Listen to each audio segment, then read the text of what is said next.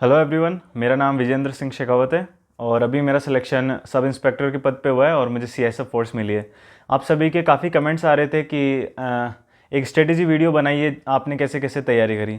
तो बस इसी रिगार्डिंग मैंने ये वीडियो बनाया है और एकदम कट टू क्लियर आपको बताने वाला हूँ आपको कैसे अपनी प्रिपरेशन करनी है। तो मैंने अपनी प्रिपरेशन मार्च के अंदर चालू करी थी 2024 पिछले साल। तो सबसे पहले मैंने फर्स्ट डे पे एक मॉक दिया था सीपीओ का, प्रीलिम्स का, जिसके अंदर मैंने अपने आप को ट्राई किया कि कितने मार्क्स आ सकते हैं विदाउट प्रिपरेशन, ताकि पता लगे कि अपन यहाँ पे स्टैंड करते हैं और हमें कहाँ तक जाना है। तो इस प्रकार से मैंने एक मॉक दिया जिसके अंदर मेरे 93 94 आउट ऑफ 200 स्कोर किया था। इसके अंदर मैथ और रीजनिंग तो बहुत बेकार स्कोर किया था और जीके एंड इंग्लिश मुझे थोड़ी बहुत आती थी, 30 या 35 कुछ थे। तो अगर स्क्रीनशॉट होगा तो मैं वो लगा दूंगा यहाँ पे। तो वहाँ से मैंने अपनी प्रिपरेशन पूरी स्ट्रेटेजाइज करी कि मुझे क्या क्या पढ़ना है और किससे पढ़ना है। तो जैसे सब्जेक्ट वाइज मैंने देखा कि जीके तो चलो मैं कर लूँगा, कैसे भी बुक्स भी होती है और मॉक्स भी देते हैं तो उसका एनालिसिस करके भी हो जाएगा। तो जीके की इतना कुछ था नहीं, बट आपको मैं अभी बता देता हूँ आपके हिसाब से। जीके आप परमार सर से कर सकते हो, उनका कोर्स भी अवेलेबल है जो इंग्लिश मीडियम से है। बाकी जो हिंदी मीडियम से है वो आप RWA चैनल पे नवीन सर है, वो काफ़ी अच्छा पढ़ाते हैं, आप उनके पास भी जा सकते हो, उनसे भी आप कोर्स कर सकते हो। तो जीके का इतना सा है, मॉक्स ज़्यादा से ज़्यादा आपको लगाना है, उसका एनालिसिस करना है। एनालिसिस करते वक्त आपको ये ध्यान रखना है कि जो क्वेश्चंस लाइक 20-30% लोग कर रहे हैं, आपसे नहीं हो रहा, तो वो आपको नोट डाउन करना है। उसके साथ साथ आप उसको गूगल पे सर्च करिए, उससे रिलेटेड कुछ क्वेश्चंस आ रहे हैं तो आप उनको करिए। जैसे आपने देखा कोई क्वेश्चन था ओलंपिक्स का, उसमें आपसे पूछ लिया 2008 ओलंपिक्स में गोल्ड किसने जीता, तो आपने गूगल पे किया, आपके पास में अभिनव बिंद्रा जी की आपके डिटेल आ जाती है। बट आपको सिर्फ उतने पे नहीं रहना है, आपको बाद में भी देखना है कि ओलंपिक्स में हमने और कौन से मेडल जीते थे या कौन से ईयर में जीते थे, फर्स्ट गोल्ड मेडल कब आया, फर्स्ट ब्रॉन्ज मेडल कब आया, या फिर ओलंपिक्स में हमने सबसे पहले स्टार्टिंग में फर्स्ट मेडल कब जीता। तो वो सारी चीज़ें आपको उसी पेज पे लिख लेनी है ताकि आपको ओलंपिक्स पूरा क्लियर हो जाए। तो आपको क्या करना है, एनालिसिस किया, आपके पास एक टॉपिक मिला, उस टॉपिक पे आपको खुद से गूगल करके सारी स्ट्रेटेजी, सारी टॉपिक वाइज आपको लिखना है, 1 से 2 पेज आप कवर कर लो। तो वो टॉपिक आपका कभी आगे क्वेश्चन आएगा तो आपका बन जाएगा। उसके अंदर जैसे ओलंपिक्स में खूब सारे क्वेश्चन बन जाते हैं, होस्ट किसने किया, या फिर फर्स्ट फीमेल मेडलिस्ट कौन थे। तो उस रिगार्डिंग आप खुद से अपना जो है ये दिमाग यूज़ करना होगा और लिखते जाइए। एक स्ट्रेटेजी बुक बनाइए, एनालिसिस कॉपी बोलते हैं जिसे, वो बनाइए और उसमें लिखते जाइए। तो ऐसे जीके आपका कवर हो जाएगा। और स्टार्टिंग में आपको ज़्यादा से ज़्यादा जीके को टाइम देना, लाइक 2 to 3 आवर्स आपको देना है।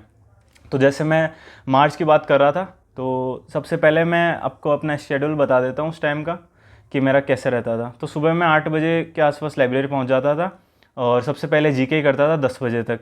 तो 2 से ढाई घंटे में जीके कर लेता था, जिसमें मेरे कोई यूट्यूब वीडियो हो गया या फिर स्ट्रेटेजी हो गई किसी की, या फिर मॉक के जो एनालिसिस रह जाते थे वो अपनी कॉपी में लिख लेता था, और या पहले के जो पेजेस होते थे उनको मैं अपना रिवाइज़ कर लिया करता था।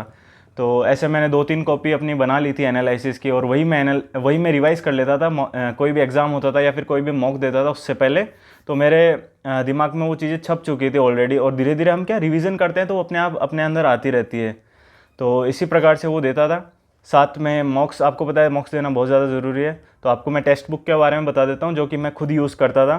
देखिए, टेक्स्ट बुक के अंदर आपको बहुत सारी चीज़ें मिल जाएगी। आजकल अलग अलग पासेस होते हैं उसके अंदर, सुपर पास, पास प्रो वगैरह। तो आप टेक्स्ट बुक ओपन करते हैं, उसके अंदर आपको मॉक्स देने का मौका मिलता है, जहाँ पे आपको काफ़ी सारे लोग जो होते हैं उनसे फाइट करने का मौका मिलता है। आपको रियल एग्जामिनेशन की फील आने वाली है वहाँ पे। उसके अंदर आप लीडर बोर्ड देख सकते हैं, या फिर आपके जो मिस्टेक है एनालिसिस के लिए आपको क्वेश्चंस, वीक पॉइंट्स आपको बता दिए जाते हैं। इसके साथ साथ उसके अंदर आपको कोई भी डाउट होती है तो 24 आवर्स आपके पास AI हेल्प रहती है, वहाँ से आप डाउट क्लियर कर सकते हैं। और भी काफ़ी सारी अच्छी फैसिलिटीज़ टेक्स्ट बुक के अंदर मिल जाती है। तो आप टेक्स्ट बुक पे ज़रूर साइन इन कीजिए, या फिर उसका जो पास है वो ख़रीदिए और मॉक्स दीजिए, वहाँ से आपका बहुत अच्छा इंप्रूवमेंट होने वाला है। तो देखिए, इसके बाद में मैं बात कर लेता हूँ जीके के बाद में। मैं 10 बजे के बाद में करता था अपने मैथ्स स्टार्ट, और 10 से लेके वो 2 बजे तक मेरी मैथ्स रहती थी। तो मैं 4-5, कभी कभी 3-4 बजे तक भी मैथ्स खींच देता था। तो ऐसे मेरे 5 से 6 घंटे मैथ के हो जाते थे। तो मैथ के लिए मैंने टीचर जो चूज़ किया वो थे हमारे राकेश यादव सर। काफ़ी अच्छा पढ़ाते हैं। अर्थमेटिक मैंने सारे उनसे कवर की थी, बहुत ज़्यादा वीडियोज़ थे उनके। तो मैं टारगेट बना लेता था टोटल, जैसे मेरे पास 300 क्लासेस हो गई तो मैं डिवाइड कर लेता था कि मेरे को 2-3 महीने में करनी है या 2 महीने में करनी, तो डिवाइडेड बाय द डे। तो उससे अब मेरे पास में आ जाते थे कि भाई मेरे को आज इतनी क्लासेस कंप्लीट करनी है, तो मैं फटाफट कर लेता था। उसके लिए भी एक कॉपी बना रखी थी मैंने। उस कॉपी के अंदर मैं चैप्टर वाइज नोट्स लिखता था, क्वेश्चन जो सर कराते थे वो लिखता था, क्योंकि मुझे पता था कि 1 साल बाद अगर नहीं हुआ मेरा सिलेक्शन या किसी और की तैयारी करनी पड़ी तो वापस रिवाइज़ करूँगा, तो मैं वापस कोर्स तो करने वाला हूँ नहीं। तो वो क्वेश्चन मुझे हेल्प करेंगे, वो कॉपी में एक बार देखते हैं मुझे याद आ जाएगा। और लिखने से क्या होता है कि आपके माइंड के अंदर वो इमेज बनती जाती है, तो आप आसानी से उसको बहुत लॉन्ग टाइम तक आप उसको रिमेंबर कर सकते हैं। तो मैथ के लिए अभी काफ़ी टीचर्स हैं, आपको सबसे पहले देखना होगा कि आपके कौन से टीचर सूट कर रहे हैं। राकेश सर बहुत अच्छा पढ़ाते हैं, साथ साथ में आदित्य रंजन सर है, अभिनय सर है, एंड बहुत सारे टीचर्स हैं, आप यूट्यूब पे देख सकते हैं, उनकी एक एक क्लास ले लीजिए एंड आपको जो अच्छा लगे वो करिए। बाकी आप अगर बेसिक से पढ़ना चाहते हैं तो राकेश यादव बेस्ट है, क्योंकि मेरा मैथ्स का बैकग्राउंड नहीं था, मैं आर्ट्स वाला स्टूडेंट हूँ, फिर भी मुझे काफ़ी अच्छी मैथ्स हो गई थी। मेरे को मैथ्स में बिल्कुल कुछ भी नहीं आता था, एकदम ज़ीरो से स्टार्ट किया था। तो इसके बाद में 2-3 बज जाती थी, फिर मैं एक मॉक लगा लिया करता था। स्टार्टिंग से मेरी आदत थी कि मॉक मुझे लगाने है। हालांकि मैं सेक्शनल मॉक नहीं लगाता था उस टाइम, बट आज के टाइम पे सेक्शनल मॉक की वैल्यू बहुत ज़्यादा हो चुकी है। जैसा कि आपको पता है टाइमिंग्स कर दिया है CPO 2025 में, तो सेक्शनल मॉक आपको स्टार्टिंग से लगाने हैं। आप अगर एकदम बेसिक से स्टार्ट कर रहे हैं सिलेबस, तो आप सबसे पहले SSC GD MTS वगैरह के मॉक्स दे सकते हैं। बाकी आपको थोड़ा टाइम हो चुका है तो आप CPO के मॉक्स लगाइए, CGL के मॉक्स लगाइए और जल्दी से जल्दी फिनिश करने की उसे कोशिश करिए। और ट्राई कीजिए कि किसी क्वेश्चन पे अटके ना, जो पहले आते हैं वो फटाफट कर लीजिए, क्योंकि सेक्शन स्विच भी बंद हो चुका है। आपको एक ही सेक्शन फटाफट करना होगा, वापस आप उस पर नहीं आ सकते हैं। तो ऐसे मैंने अपनी अर्थमेटिक कवर कर ली थी कुछ महीनों के अंदर। फिर धीरे धीरे मेरा स्कोर भी बढ़ने लगा था मैथ्स के अंदर। तो ऐसे मेरे फिर 4-5 बज जाती थी, मैं कुछ मॉक भी लगा लिया करता था। जैसे एक दिन मॉक लगाता था और एनालिसिस उसके अगले दिन करता था। फिर शाम के 6-7 बजती थी, तब मैं वोकैब लेता था 1 घंटे। वोकैब के लिए आप ब्लैक बुक ले सकते हो, या फिर जिस टीचर से आप इंग्लिश कर रहे हैं उनसे आप उनकी वोकैब भी पढ़ सकते हो, सेम ही रहती है। PYQ आपको पढ़नी है, जो जो प्रीवियस ईयर्स में आई है वो वोकैब आपको करनी है। तो 1 घंटा मैं वोकैब के लिए रखता था। इसके बाद में मैं ग्रामर पढ़ता था। तो ग्रामर के लिए आंखें बंद करके आपको मैं बता रहा हूँ, अमन वशिष्ठ सर बहुत अच्छा पढ़ाते हैं। एकदम ज़ीरो से स्टार्ट किया था मैंने, उनका एक फाउंडेशन बैच है, वो आप ले लेना, कहीं ना कहीं आपको मिल जाएगा। आपको पता है टेलीग्राम वगैरह होते हैं, हर जगह आपको कुछ ना कुछ चीज़ें मिल जाती कंटेंट पढ़ने का। आपके पास पैसे हैं तो वेल एंड गुड, आप कोर्स खरीदिए, नहीं है तो आप वैसे कर सकते हैं। टेलीग्राम पे बहुत कुछ स्टडी मटेरियल आपको मिल जाता है। तो मैं उसके बाद में अमन सर से क्लास लेता था, फाउंडेशन बैच। उसके अंदर एकदम ज़ीरो से आपको सिखाया जाता है कि क्या सब्जेक्ट है, क्या वर्ब है, क्या एक्शन होता है, एक सेंटेंस के अंदर एक सेंटेंस बनता कैसे है। तो आपको क्या बेसिक क्लियर हो जाता है, फिर आप आगे जाके अटकते नहीं उसके अंदर। तो इंग्लिश के लिए बेस्ट है अमन सर, उनसे आप पढ़ सकते हो। तो ऐसे मैं अमन सर से क्लास ले लेता था 1 घंटे की, या एक क्लास का टारगेट रहता था मेरा 50 मिनट, ऐसे कुछ उनकी एक क्लास होती थी कि वो फटाफट करनी है। उसके बाद में थोड़ा बहुत टाइम बचता था तो रीजनिंग कर लेता था, वरना मैं 8, साढ़े 8 बजे, 8:30-9 बजे तक अपने घर वापस आ जाता था। और दोपहर में आपको मैंने बताया नहीं, दोपहर में मैं घर पे नहीं जाता था, लाइब्रेरी ही रहता था, क्योंकि मेरे माइंड में टारगेट सेट था कि इस बार ही करना है। फर्स्ट अटैम्प्ट था CPO का मेरा, और मुझे 1 एंड फाइनल बस करना था। ऐसा नहीं है कि करते रहो 2-3 साल, वो वाला मेरा माइंडसेट था नहीं। मेरे को बस एक बार में ही जान लगानी थी और एक बार में निकालना था। और मैं एक्चुअली प्राइवेट जॉब छोड़ के आया था, और उससे पहले भी काफ़ी स्टोरी है, तो अभी तो मैं नहीं बताना चाहूँगा, बट ऐसा था, मुझे बस करना ही था कैसे भी। तो इसीलिए दोपहर में मैं बिल्कुल ब्रेक नहीं लेता था, बिल्कुल खाना नहीं खाता था।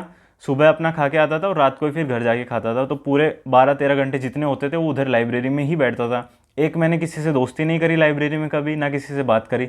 अपना जाता, अपने टेबल पे बैठता और पढ़ता, जो होता डाउट होता गूगल कर लेता, या टेलीग्राम ग्रुप्स होते हैं SSC के, उन पर पूछ लेता। किसी से इन रियल किसी से मैं दोस्ती वोस्ती नहीं करता था, क्योंकि उसका कारण ये था टाइम वेस्ट ज़्यादा हो जाता है उसमें फिर अपना, और अपने डिस्ट्रैक्शन ज़्यादा होते हैं। तो सिर्फ बैठो, पढ़ो और अपना घर आओ और सो जाओ, बस इतना सा रूटीन था मेरा। इसके अलावा जैसे मॉक का मैंने बताया कि रोज़ देता था, वो रोज़ नहीं, जैसे एक दिन दे दिया फिर 2-3 दिन ब्रेक ले लिया। तो क्या सिलेबस कवर करने की ज़्यादा उस टाइम मेरे को नीड थी स्टार्टिंग के डेज़ में, तो मैं सिलेबस पे ज़्यादा फोकस करता था। पूरा दिन मेरा हर सब्जेक्ट सिलेबस कवर करने में ही चला जाता था। फिर जैसे 3-4 महीने हुए, फिर पहले तो एग्ज़ाम डेट अलग थी, CPO 2024 की मई के अंदर होने वाला था वो, तो उस हिसाब से मैं कोर्स कंप्लीट नहीं कर पाया था, क्योंकि 3-4 महीने में नहीं हो पाता है कोर्स। मार्च, अप्रैल, मई सिर्फ 3 महीने थे, उनमें कोर्स हो नहीं पाता। फिर भी मैंने 12-12, 13-13 घंटे कोर्स किया था, और 70-80% हो चुका था ऑलमोस्ट हर सब्जेक्ट का।